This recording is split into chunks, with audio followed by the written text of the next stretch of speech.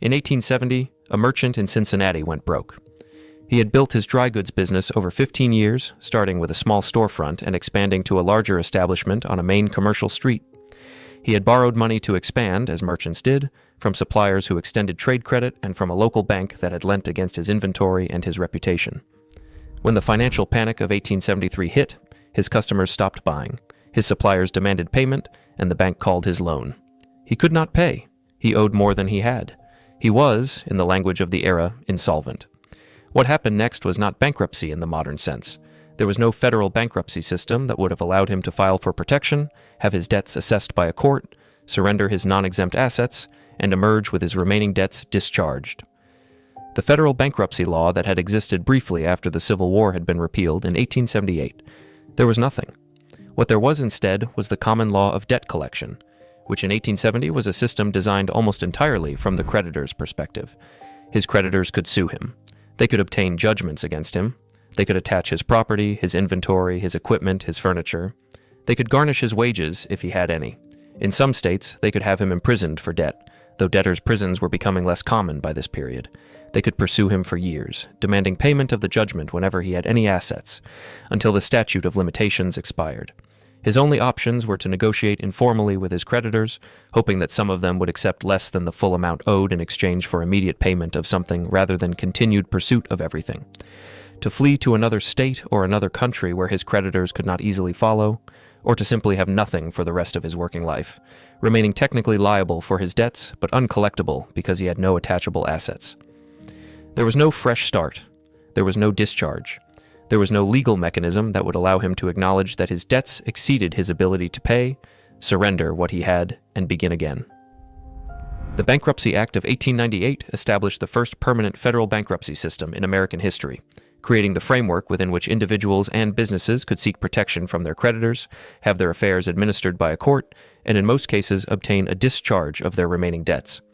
It was the foundation of the modern bankruptcy system that has been modified, expanded, and reformed many times since, but that has remained continuous since 1898, the first time in American history that the country had a permanent legal mechanism for dealing with insolvency. This is the story of what happened to debtors before bankruptcy protection existed, of the political battles that produced the 1898 law, of the system that grew from it, and of what bankruptcy has meant for the American economy in the century and a quarter since it was established. To understand what insolvency meant before 1898, you need to understand the legal and social context of debt in the pre-bankruptcy era. Debt was not simply a financial relationship in 19th century America, it was a moral relationship, embedded in concepts of honor, character, and obligation that were as powerful as any legal rule. The man who borrowed money and could not repay it was not simply a person with a financial problem, he was a person who had made a promise he could not keep, and the failure to keep a financial promise was understood as a failure of character as much as a failure of circumstances. The language of debt was the language of moral obligation. One owed a debt, one was indebted, one was obligated. The failure to meet these obligations was a source of profound shame, regardless of the circumstances that had produced the failure. This moral framework shaped the legal treatment of debtors in ways that made the pre-bankruptcy era genuinely harsh for those who found themselves unable to pay. Debtor's prison, which allowed creditors to have insolvent debtors imprisoned until their debts were paid or until some accommodation was reached, had a long history in American law derived from English common law. The practice was gradually limited and eventually eliminated in most states through the 19th century, with the last state to abolish it doing so in 1857. But the elimination of debtor's prison did not fundamentally change the creditor-oriented nature of debt collection law. It simply removed the most extreme mechanism of creditor enforcement while leaving the rest of the system intact. The federal government had attempted bankruptcy legislation 3 times before 1898.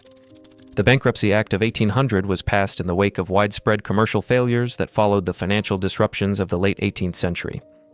It allowed merchants and others engaged in trade to petition for relief from their creditors, with a court administering the process and eventually discharging remaining debts.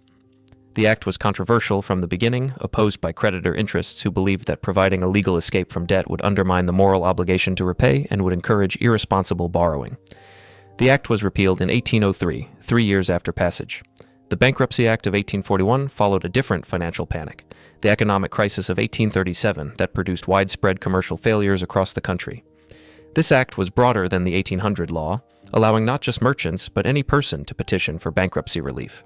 It was deeply controversial and was repealed in 1843, less than 2 years after passage. The Bankruptcy Act of 1867 was passed during the Reconstruction era, again following a period of economic disruption. In this case, the disruption of the Civil War and its aftermath. It created a more elaborate system than its predecessors, with federal bankruptcy commissioners and a more systematic administration of bankrupt estates. It too was repealed in 1878 after creditor interests had organized politically against it. The pattern of the 3 pre-1898 bankruptcy laws is instructive. Each was passed in response to a specific economic crisis that produced widespread insolvency. Each was controversial, opposed by creditor interests who believed that discharging debts was unfair to those who were owed money. And each was repealed when the immediate crisis passed, because the political coalition that had supported it during the crisis dissipated when the most acute economic pressure eased. The periods between these laws, when there was no federal bankruptcy system, were governed by state insolvency laws that varied enormously across states, and that generally provided much less protection to debtors than even the inadequate federal laws had provided. Some states had no insolvency laws at all. Others had laws that provided modest protection for debtors while still leaving them vulnerable to aggressive creditor action. The variation across states created problems for debtors and creditors alike in a national economy where both parties often operated across state lines. The arguments for and against federal bankruptcy legislation were largely the same in 1898 as they had been in 1800. The creditor argument was that discharging debts was unfair to those who had lent money in good faith and who deserved to be repaid, that it would encourage dishonest debtors to accumulate debt with no intention of repaying it, and that it would raise the cost of credit by forcing lenders to price in the risk of borrower discharge. The debtor argument was that permanent liability for debts that could never be repaid served no useful purpose, that it trapped unfortunate debtors in permanent penury while providing creditors with judgments that were uncollectible in practice, and that a legal mechanism for acknowledging insolvency and beginning again would benefit the economy by returning productive members to active participation. The economic argument for bankruptcy protection that eventually won the day was the Fresh Start argument. An economy that allowed insolvent debtors to acknowledge their situation, settle their affairs, and begin again would be more productive than one that trapped them in permanent liability. An entrepreneur who had failed once but retained their skills and knowledge could, if given the opportunity to start over, contribute more to the economy than an entrepreneur who was spending all their energy managing the legal consequences of past failure. This argument was made with particular force by the commercial interests that depended on a functioning credit market. The National Association of Credit Men, which represented commercial creditors, eventually became a significant supporter of the 1898 Bankruptcy Act because it recognized that the existing system of state insolvency laws was chaotic and unpredictable, and that a uniform federal system would make commercial credit transactions more reliable, even if it meant that some debts would be discharged rather than collected. The Bankruptcy Act of 1898 was drafted with this commercial interest perspective strongly represented, and the resulting law was primarily designed for commercial debtors, the merchants, manufacturers, and business people who were the primary participants in the commercial credit market. The provisions for individual consumer debtors were limited, reflecting the relatively small role that consumer credit played in the economy of 1898 compared to commercial credit. The core of the 1898 Act was the voluntary petition. A debtor could file a petition with a federal court, have their affairs administered by a trustee, surrender their non-exempt assets for distribution to creditors, and receive a discharge of their remaining debts. The discharge was the crucial innovation. It was a legal declaration that the debtor's remaining debts were extinguished, that creditors could no longer pursue them, and that the debtor was free to begin again without the continuing burden of past obligations. The exemptions were equally important.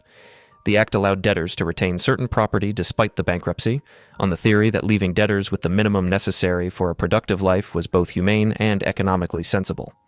The specific exemptions varied by state, with federal bankruptcy law deferring to state exemption law in most cases, and the variation in state exemptions has continued to be a significant feature of the bankruptcy system to the present day. The homestead exemption, which protected the debtor's home from creditors, was the most significant exemption in most states. In some states, the homestead exemption was unlimited, allowing debtors to retain very expensive homes while discharging debts to creditors. In other states, the exemption was capped at modest amounts.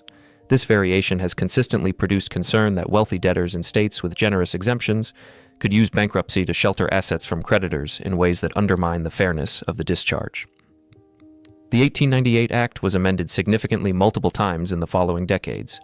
The Bankruptcy Act of 1938, the Chandler Act, made major revisions that provided better mechanisms for corporate reorganization, allowing large companies to reorganize their operations and finances under court supervision rather than simply liquidating and closing. This reorganization option, which became Chapter 11 of the subsequent Bankruptcy Code, was enormously important for the American economy, allowing major corporations to restructure their debts and continue operating rather than liquidating in ways that would have destroyed jobs and economic value. The Bankruptcy Reform Act of 1978 replaced the 1898 Act with the modern Bankruptcy Code, which created the chapter structure that still governs bankruptcy today. Chapter 7 provides for liquidation bankruptcy, in which the debtor's non-exempt assets are sold and the proceeds distributed to creditors, with remaining debts discharged. Chapter 13 provides for individual reorganization, in which the debtor proposes a repayment plan covering 3 to 5 years, funded from future income, with remaining unsecured debts discharged upon completion. Chapter 11 provides for business reorganization. The 1978 Code was drafted with a significant expansion of debtor protections, reflecting the view that the previous law had been too favorable to creditors and that the Fresh Start principle required more generous treatment of debtors. The 1978 Code's expanded debtor protections were controversial from the beginning, with creditor interests arguing that they made it too easy for debtors to discharge debts and too difficult for creditors to collect. The bankruptcy filing rate increased substantially in the decades after the 1978 Code, driven both by the expanded availability of the Fresh Start and by the explosion of consumer credit that the credit card industry was producing simultaneously. The correlation between the growth of consumer credit and the growth of bankruptcy filings is not coincidental. As consumer credit became more widely available, more consumers took on debt, and more of those consumers eventually found themselves unable to pay their debts. The bankruptcy system that had been designed primarily with commercial debtors in mind became increasingly used by individual consumers with credit card debt, medical bills, and other consumer obligations. By the early 2000s, personal bankruptcy filings had reached more than 1.5 million per year, a rate that creditor interests characterized as evidence of abuse and that debtor advocates characterized as evidence of the economic distress that widespread consumer credit was producing. The debate produced the Bankruptcy Abuse Prevention and Consumer Protection Act of 2005, the most significant revision to the Bankruptcy Code since 1978. The 2005 Act made filing for bankruptcy significantly more difficult and more expensive for individual consumers. It introduced a means test that required debtors with income above the state median to file under Chapter 13, which requires a repayment plan, rather than Chapter 7, which provides immediate discharge. It required debtors to complete credit counseling before filing. It increased the documentation required for bankruptcy filings, which increased the cost of professional assistance. And it made certain debts, including student loans, non-dischargeable in bankruptcy regardless of the debtor's financial circumstances. The student loan non-dischargeability provision deserves specific attention because it represents one of the most significant departures from the general principle of the bankruptcy discharge. Student loans were made fully non-dischargeable in bankruptcy in 1998, a change from the previous rule that allowed discharge of student loans after a waiting period. The rationale for non-dischargeability was that student loans are not secured by any collateral, that the borrower benefits from the education financed by the loan in ways that cannot be repossessed, and that making student loans dischargeable would cause lenders to restrict their availability. The consequence of student loan non-dischargeability is that a debtor who has overwhelming student loan debt and who files for bankruptcy can discharge their credit card debt, their medical debt, and most other consumer obligations, but cannot discharge the student loans that may be the primary cause of their financial distress. This outcome, in which the least forgivable debt is often the most burdensome, reflects the political power of the student loan industry and the federal government's interest in preserving the integrity of federal student loan programs rather than any principled theory of which debts should be dischargeable. The current bankruptcy system, as shaped by the 2005 reforms, has been criticized by consumer advocates and bankruptcy scholars as having swung too far in favor of creditors and against debtors, making it harder for financially distressed individuals to obtain the fresh start that the bankruptcy system is supposed to provide. The means test, the mandatory credit counseling, the increased complexity and cost of bankruptcy filings, and the non-dischargeability of student loans have all reduced the accessibility of bankruptcy relief for the consumers who most need it. The rate of personal bankruptcy filings, which peaked at over 2 million per year in 2005, just before the 2005 Act took effect, fell sharply after the reforms and has remained lower despite economic conditions that would have predicted higher filing rates under the pre-2005 system. Whether this reflects reduced abuse of the system, as the Act's proponents claimed it would, or reduced access to relief by legitimate debtors, as its critics predicted, is a matter of ongoing debate. What is clear is that the current bankruptcy system provides significantly more protection to financially distressed individuals than existed before 1898, when the merchant in Cincinnati who went broke had no legal mechanism for obtaining a fresh start. The system has also been shaped by decades of political conflict between debtor and creditor interests that has produced a law that serves neither side perfectly and that continues to be contested. The Fresh Start principle, which has been at the heart of American bankruptcy law since 1898, and which distinguishes the American approach from the more creditor-oriented systems of many other countries, remains the most important feature of the bankruptcy system and the one that has the most significant consequences for both individual debtors and the broader economy. An economy in which financial failure is permanent, in which debtors who have been overwhelmed by circumstances beyond their control are pursued indefinitely by their creditors and prevented from contributing productively to the economy, is a less dynamic and less innovative economy than one in which failure can be acknowledged, settled, and followed by a second attempt.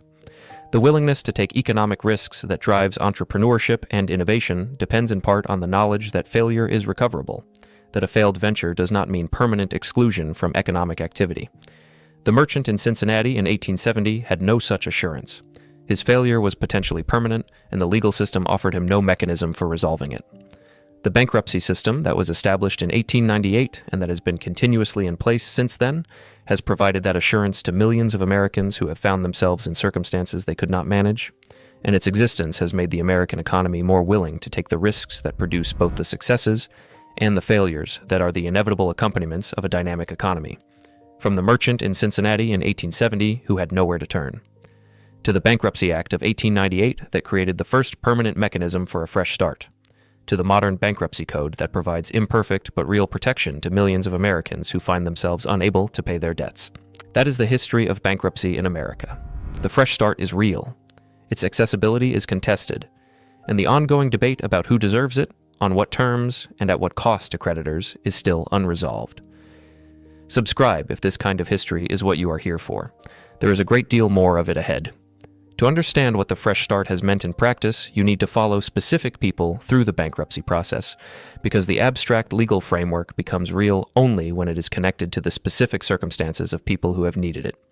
Consider the situation of a small business owner in the early 2000s who had built a modest retail business over a decade, taking out a small business loan to finance inventory and equipment. When the 2001 recession hit, and then the post-9/11 economic disruption reduced foot traffic in her neighborhood, her revenue fell below the level needed to service her debt. She could not make her loan payments, she could not pay her suppliers, she could not make payroll. She filed for bankruptcy under Chapter 7. The process was painful, involving the surrender of business assets and the acknowledgement of failure in a public legal proceeding. But at the end of the process, her business debts were discharged. She was free to begin again. She eventually started a different business, using the knowledge she had gained from her first failure and avoiding the specific mistakes that had contributed to it. Without bankruptcy protection, her situation would have been the situation of the Cincinnati merchant in 1870. Her creditors could have pursued her for the full amount of her debts for years. The business loan, the supplier debts, the unpaid wages, all of these would have remained legally valid claims that could have followed her into her new career, her new business, her new life. The fresh start that made her second business possible would not have been available to her. This story is representative of the experience of millions of Americans who have used bankruptcy to recover from business failures, job losses, medical crises, and the other circumstances that can produce financial collapse. The bankruptcy filing rate in the United States, while lower than its peak in 2005, remains in the hundreds of thousands per year, representing a significant fraction of the population that uses the fresh start mechanism in any given year. The demographics of bankruptcy filers have changed significantly since the 1898 Act was passed. The original act was primarily designed for and used by commercial debtors, the merchants and manufacturers who were the primary borrowers in the commercial credit market of the late 19th century. Individual consumer bankruptcies were relatively rare because consumer credit itself was relatively rare. The explosion of consumer credit in the post-war era, and particularly the growth of credit card debt since the 1970s, transformed the bankruptcy system from a primarily commercial system into a primarily consumer system. By the early 2000s, the overwhelming majority of bankruptcy filings were by individual consumers rather than by businesses, and the primary debts being discharged were credit card balances, medical bills, and other consumer obligations rather than commercial loans. This transformation reflects the growth of consumer credit and the resulting growth of consumer debt, which has been described elsewhere in this series. But it also reflects something about the specific character of consumer credit in America. The ease with which consumers can accumulate more debt than they can service, and the difficulty of getting out of debt once it has accumulated to a level that makes the minimum payments unmanageable. The median consumer bankruptcy filer in the early 2000s was not a wealthy person who had accumulated strategic debt to abuse the bankruptcy system. Research by sociologist Teresa Sullivan, Harvard law professor Elizabeth Warren, and colleagues found that the typical bankruptcy filer was a middle-class family that had experienced a significant income disruption, a job loss, a medical crisis, a divorce, or some combination of these. The bankruptcy was not the result of profligate spending. It was the result of circumstances that had overwhelmed a family's ability to service debts that had been manageable under different conditions. This research was a direct challenge to the narrative that had been promoted by the credit card industry and by the 2005 bankruptcy reform advocates, who characterized rising bankruptcy rates as evidence of abuse by dishonest debtors who were gaming the system. The empirical evidence did not support this characterization. The typical bankruptcy filer was not a strategic abuser. They were a person in genuine financial crisis, using the fresh start that bankruptcy provided to recover from circumstances that were largely beyond their control.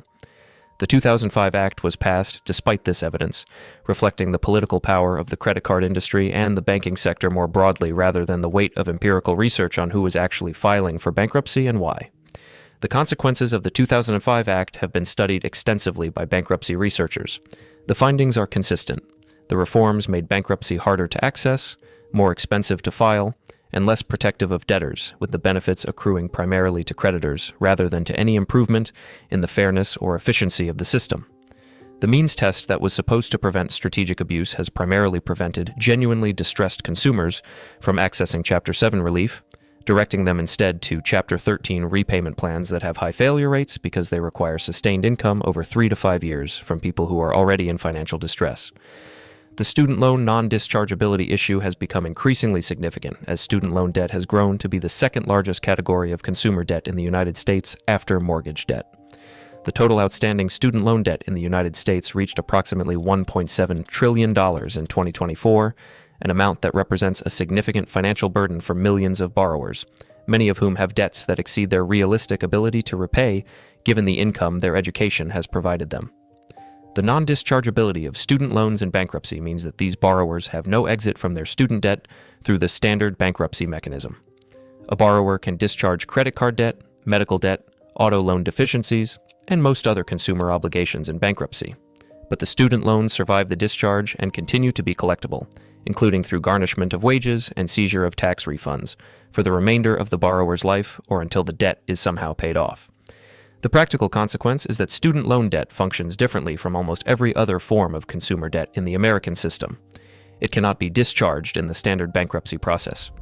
It accrues interest indefinitely, meaning that a borrower who is making income-based repayment plan payments that are less than the monthly interest accrual will see their balance grow over time rather than decline.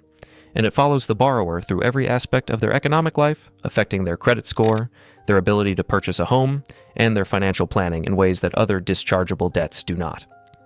The narrow exception for student loan discharge on the basis of undue hardship, which the Bankruptcy Code allows in theory, has been interpreted so restrictively by federal courts that it is effectively unavailable to most borrowers. The standard that most courts have applied, the Bruner test, requires borrowers to show that they cannot maintain a minimal standard of living while repaying the loans, that this situation is likely to persist for a significant portion of the repayment period, and that they have made good faith efforts to repay the loans. Meeting all three prongs of this test simultaneously is extremely difficult, and the rate of successful undue hardship discharges is a small fraction of the rate at which borrowers attempt them. The Biden administration's attempts to provide student loan relief through executive action, including the broad forgiveness programs that were struck down by the Supreme Court, reflected in part the reality that the bankruptcy system provides no realistic exit for most student loan borrowers, and that some alternative mechanism of relief was needed for the millions of borrowers in financial distress from student debt. The bankruptcy system's treatment of student loans is the clearest current example of the tension that has always characterized bankruptcy law, between the fresh start principle that undergirds the system and the creditor interests that have consistently pushed against the availability of that fresh start for their particular category of debt. Understanding this tension, and the specific political and legal decisions that have shaped how it has been resolved at different moments in American history, is essential for understanding both the current bankruptcy system and the ongoing debates about its reform. From the Cincinnati merchant in 1870 who had no legal mechanism for a fresh start, to the 1898 Act that created the first permanent mechanism, to the 1978 Code that expanded debtor protections, to the 2005 Act that contracted them, to the current system with its student loan exception that traps millions of borrowers with no exit. The history of bankruptcy in America is the history of the ongoing negotiation between the fresh start principle and the creditor interests that resist its application. The current system represents a specific point in that negotiation, one that has moved significantly toward creditor interests since 1978. Whether it will move back toward debtor protections depends on the same political dynamics that have shaped the system throughout its history. Subscribe if this kind of history is what you are here for. There is a great deal more of it ahead. The international comparison is instructive here, as it has been throughout this series, because the American approach to bankruptcy reflects specific political and cultural choices that are not universal among wealthy countries. The fresh start principle that has characterized American bankruptcy law since 1898 is more generous to debtors than the systems of most European countries. German bankruptcy law, historically, has been much more creditor-oriented than American bankruptcy law, with discharge periods that were much longer and discharge conditions that were more demanding. A German individual debtor who filed for insolvency faced a 6-year period of income attachment before obtaining a discharge, compared to the immediate or near-immediate discharge available in American Chapter 7 bankruptcy. Germany reformed its insolvency law in 2014 and again in 2021 to shorten the discharge period and make bankruptcy relief more accessible, explicitly looking to the American Fresh Start model as a benchmark. The reforms reflect a growing recognition in European policy circles that the American approach to bankruptcy, whatever its flaws, has genuine economic benefits in terms of allowing failed entrepreneurs and overwhelmed consumers to return to productive economic activity more quickly. The United Kingdom's insolvency system has historically been somewhat more generous to debtors than Germany's, with a 12-month discharge period for individual insolvency that was significantly shorter than the German period before Germany's reforms. British bankruptcy law has also been modified multiple times in recent decades, generally moving toward making bankruptcy relief more accessible and less stigmatizing. These international trends suggest that the American approach to bankruptcy, which was controversial when it was established in 1898 and which has been contested throughout its history, has been increasingly recognized as economically sensible.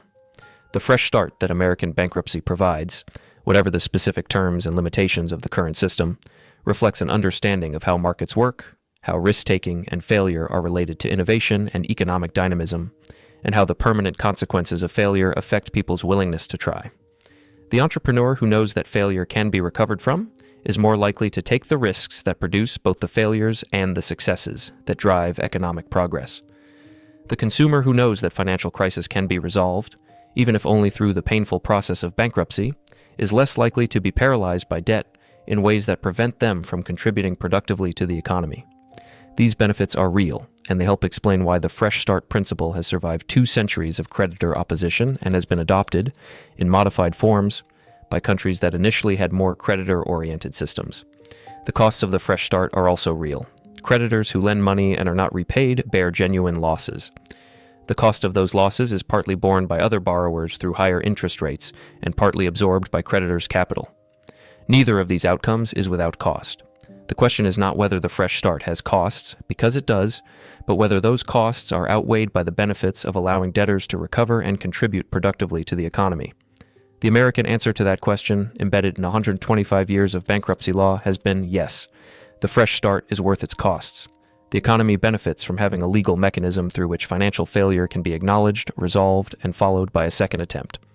The current debates about bankruptcy reform, including the specific debate about student loan dischargeability, and the more general debate about whether the 2005 Act swung too far toward creditors, are debates about the specific terms on which the fresh start is available rather than about the principle itself. The principle has survived, the terms are contested. Understanding the history of how those terms were established, what political forces shaped them, and what consequences they have had for the people who have used the bankruptcy system is the foundation for evaluating the current debates and for thinking clearly about what a well-designed bankruptcy system would look like. From the Cincinnati merchant in 1870 who had no mechanism for a fresh start, to the 1898 Act that created one, to the current system that provides a qualified fresh start on terms that are still being negotiated. That is the history of bankruptcy in America. The fresh start principle is real and important. Its accessibility is contested and imperfect. And the ongoing debate about who deserves it, on what terms and at what cost, is as alive in 2025 as it was in 1898. Subscribe if this kind of history is what you are here for. There is a great deal more of it ahead. There is one dimension of the bankruptcy story that connects the historical origins of the law to the most urgent current debates in ways that require careful attention. That dimension is the relationship between bankruptcy law and the broader economic inequality that characterizes contemporary America. The bankruptcy system, as currently designed, works differently for different income levels in ways that compound rather than reduce inequality. Higher income individuals who file for bankruptcy are more likely to be able to use Chapter 13, which allows them to keep more assets while repaying some portion of their debts over 3 to 5 years. Lower income individuals are more likely to use Chapter 7, which provides an immediate discharge but which requires the surrender of non-exempt assets.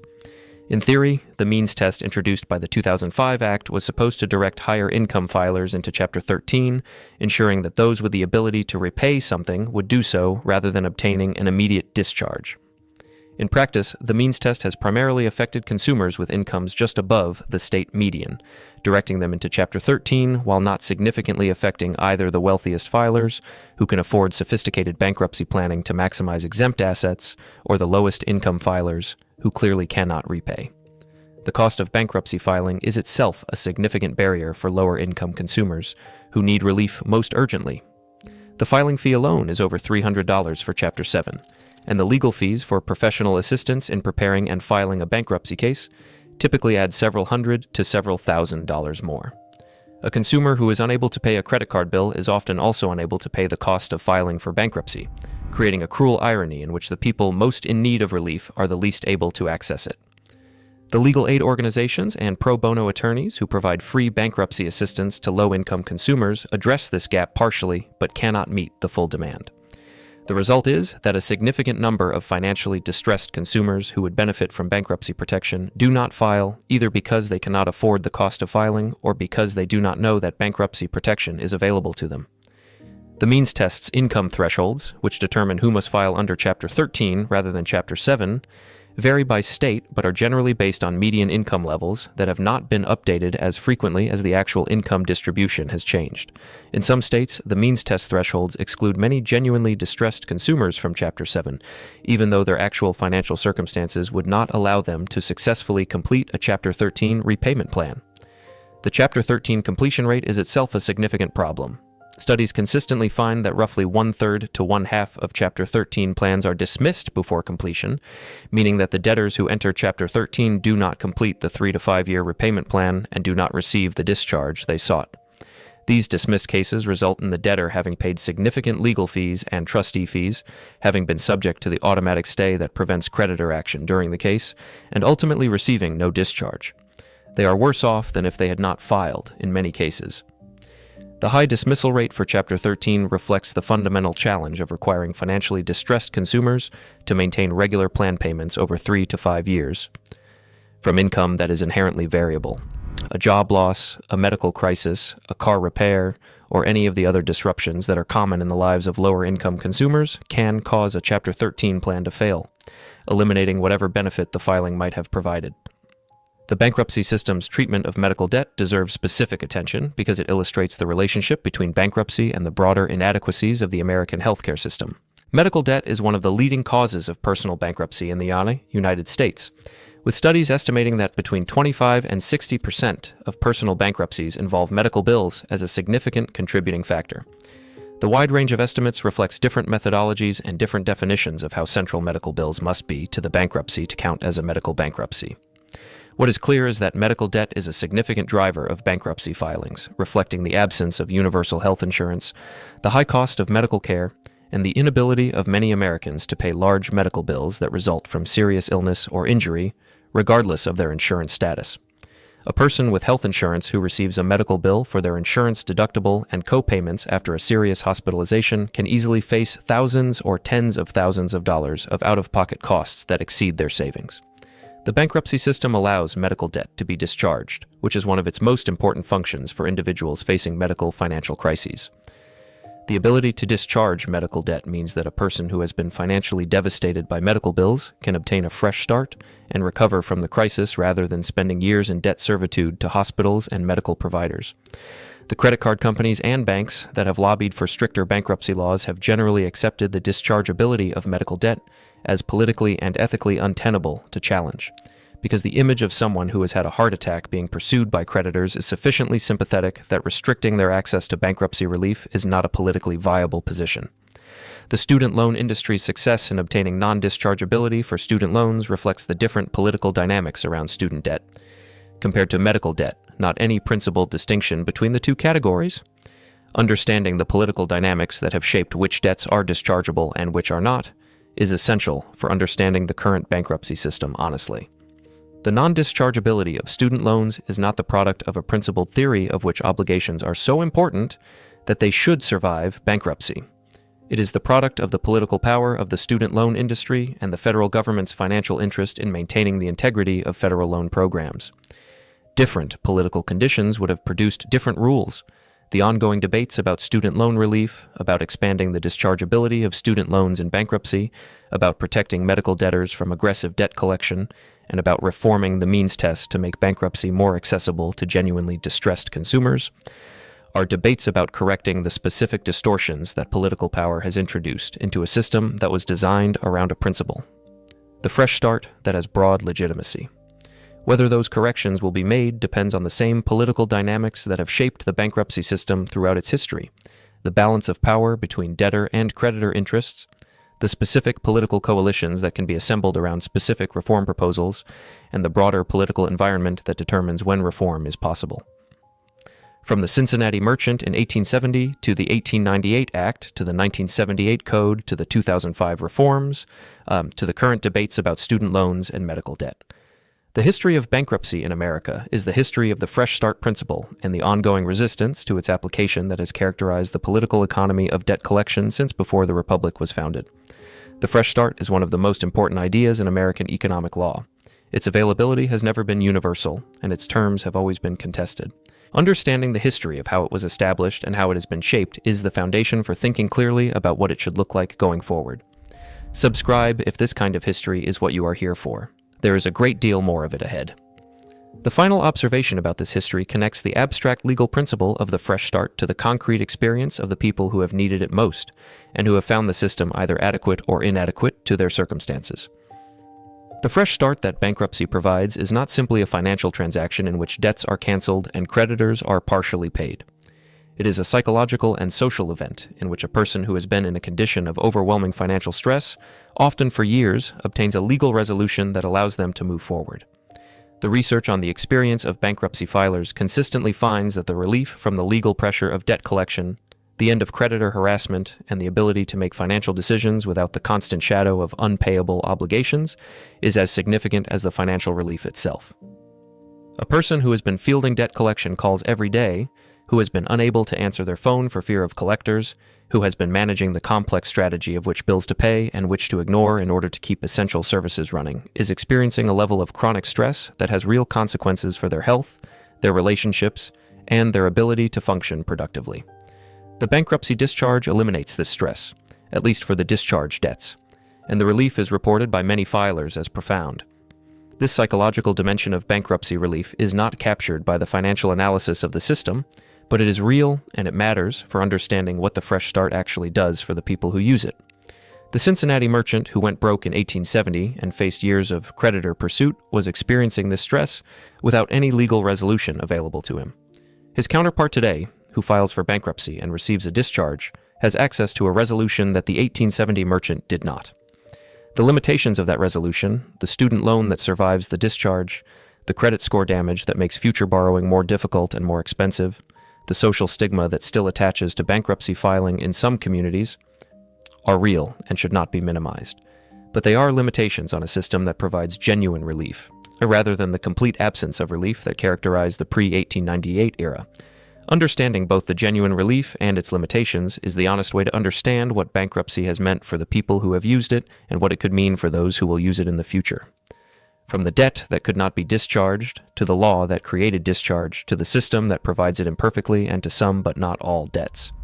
The history of bankruptcy in America is ultimately the history of a society working out what it believes about failure, about second chances, and about the relationship between the obligations people take on and the circumstances that prevent them from meeting those obligations. The answer the country has given since 1898 is that second chances are possible, that failure is not permanent, and that the legal system should provide a mechanism for acknowledging insolvency and beginning again.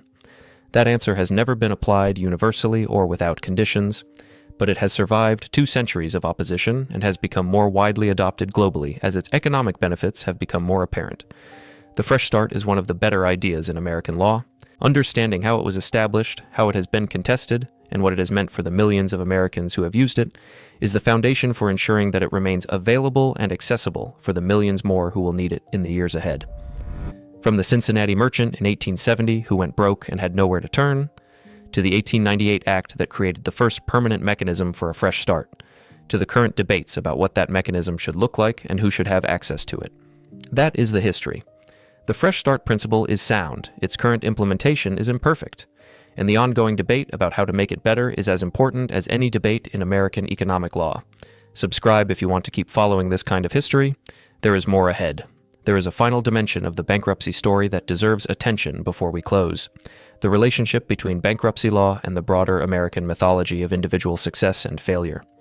American culture has a complicated relationship with failure. On one hand, the mythology of the entrepreneur who fails multiple times before succeeding, the stories of Abraham Lincoln's repeated business failures before his political career, of Henry Ford's bankrupt first automobile company, of Walt Disney's failed animation studio, of Steve Jobs' exile from Apple, treats failure as a stepping stone to eventual success rather than a permanent condition. This cultural narrative of redemption through failure is part of the American story.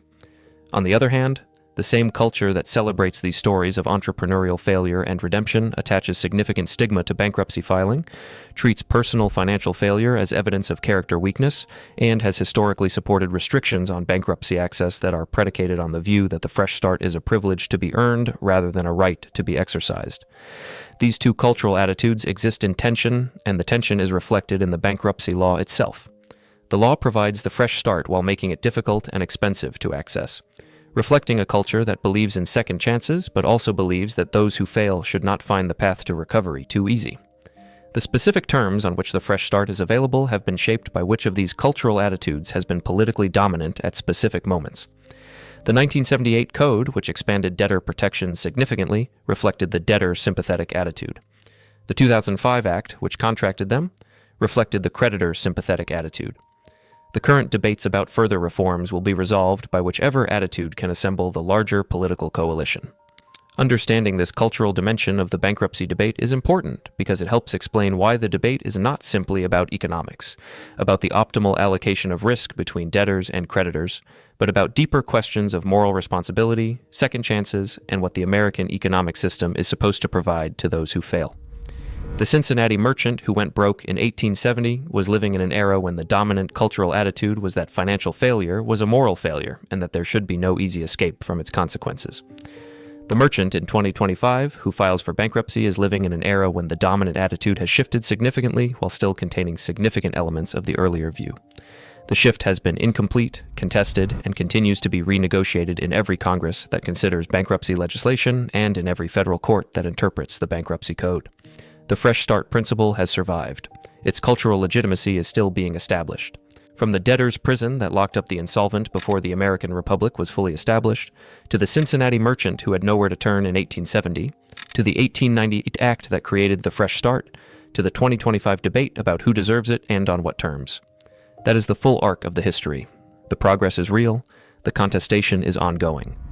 And the question of what a fair and functional bankruptcy system looks like is still being answered, one congressional session and one court decision at a time. Subscribe if this kind of history is what you are here for. There is a great deal more of it ahead. The last word belongs to the numbers because they make the history concrete.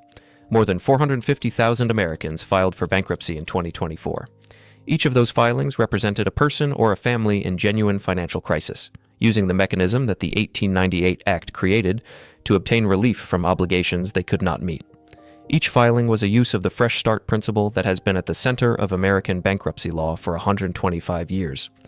Those 450,000 filings are dramatically lower than the peak of 2.1 million filings in 2005, partly because the 2005 Act made filing more difficult, and partly because economic conditions have improved since the depths of the 2008 financial crisis.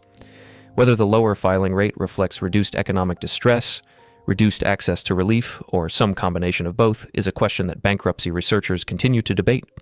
What is not debated is that the bankruptcy system that was established in 1898, modified in 1978, and reformed again in 2005, has provided the fresh start to millions of Americans who have been overwhelmed by circumstances beyond their control. It is imperfect, it is politically contested, and its terms have been shaped by the balance of power between debtor and creditor interests rather than by any pure theory of economic justice. But it exists. And its existence is the distance between the Cincinnati merchant who had nowhere to turn in 1870 and the 450,000 Americans who filed for bankruptcy in 2024 and obtained, however imperfectly, a path forward. From the debt that could not be discharged to the discharge that changed the American economy. From the merchant who had no fresh start to the millions who have used one. That is the history of bankruptcy in America, and it is not finished. Subscribe if you want to keep following it. There is more ahead. The comparison with what existed before 1898 is worth making one final time because the history of what there was before puts the history of what there is now in the sharpest possible relief. Before 1898, a person who owed more than they had was subject to the full weight of the common law of debt collection with no federal mechanism for resolution. Their creditors could sue them, obtain judgments, attach their assets, garnish their wages, and pursue them indefinitely. The only escapes were informal negotiation with creditors, geographic flight, or waiting out the statute of limitations while possessing nothing worth collecting. This was not just a legal situation, it was a human situation. The people living it were not abstractions. They were the Cincinnati merchant who built a business over 15 years and watched it disappear in a financial panic. They were the farm family that borrowed to plant a crop and could not repay when the crop failed. They were the craftsman who borrowed to purchase tools and found himself insolvent when his trade disappeared. All of them had no legal recourse. All of them faced the indefinite pursuit of their creditors without any mechanism for resolution. All of them lived in a legal and economic system that had no answer for the question of what happens when a person owes more than they can ever repay. The 1898 Act provided an answer, an imperfect answer, shaped by political compromises and creditor interests, modified multiple times since, still contested in its specific terms, but an answer, a mechanism, a way through. The fresh start that the 1898 Act created has been used by millions of Americans in the 125 years since it was established. It has allowed businesses to reorganize and survive rather than liquidate and close. It has allowed individuals to recover from medical crises, job losses, and economic disruptions that would otherwise have been permanent. It has made the American economy more willing to take risks, more willing to extend credit, and more dynamic than it would have been without the knowledge that failure is recoverable. That is what the Bankruptcy Act of 1898 actually did. Not just in the abstract, but in the specific lives of the people who have used it, from the first cases filed in 1899 to the 450,000 cases filed in 2024. The history of what existed before and what changed when the law was established is the measure of what the fresh start has meant and continues to mean. From the Cincinnati merchant in 1870 to the bankruptcy filer of 2024. From no mechanism to an imperfect but real one. From permanent failure to a qualified fresh start. That is the history of bankruptcy in America. The fresh start is one of the better things in American law. And understanding how it came to exist is the beginning of understanding why it matters. Subscribe if this kind of history is what you are here for. There is more ahead. The economic argument for the fresh start, which has been made and refined over the 125 years since the 1898 Act was passed, is worth stating as clearly as possible before we close, because it is the argument that has ultimately sustained the bankruptcy system against the persistent opposition of creditor interests. The argument is this: an economy in which financial failure is permanent is an economy that discourages the risk-taking that produces economic dynamism. Entrepreneurs who know that a failed business will leave them personally liable for business debts for the rest of their working lives are less likely to start businesses. Consumers who know that a financial crisis from which there is no legal exit will trap them in debt servitude are less likely to spend, to invest, and to participate fully in the economy. The bankruptcy discharge removes the permanence from failure. It allows the failed entrepreneur to try again. It allows the overwhelmed consumer to recover and return to full economic participation. It turns financial failure from a permanent condition into a recoverable setback. The cost of this is borne by the creditors who lent money that was not repaid. But the creditors are not simply passive victims of the system. They are participants who price their credit, in theory, to account for the risk of non-payment. The interest rates they charged include a component for default risk, meaning that the loss from discharge debt is, to some degree, already priced into the economics of lending. The broader economy benefits from the fresh start in ways that exceed the costs to creditors. A more dynamic economy, in which failure is recoverable and risk-taking is encouraged, produces more growth, more innovation, and more employment than a stagnant economy in which the fear of permanent failure suppresses economic activity. This argument was made imperfectly in 1898. It has been made with increasing empirical support in the 125 years since, and it is the argument that has sustained the fresh start principle against all of the political and creditor opposition that has been directed against it. The Cincinnati merchant deserved a fresh start. The millions of Americans who have used the bankruptcy system since 1898 deserve the fresh starts they obtained. And the Americans who will face financial crisis in the years ahead deserve access to a system that provides the fresh start as the 1898 Act intended, on terms that are fair to debtors and creditors alike, and that reflects the genuine economic and human value of the second chance. That is the full history of bankruptcy in America, and it is still being written. Subscribe if you want to keep following this kind of history. There is a great deal more of it ahead.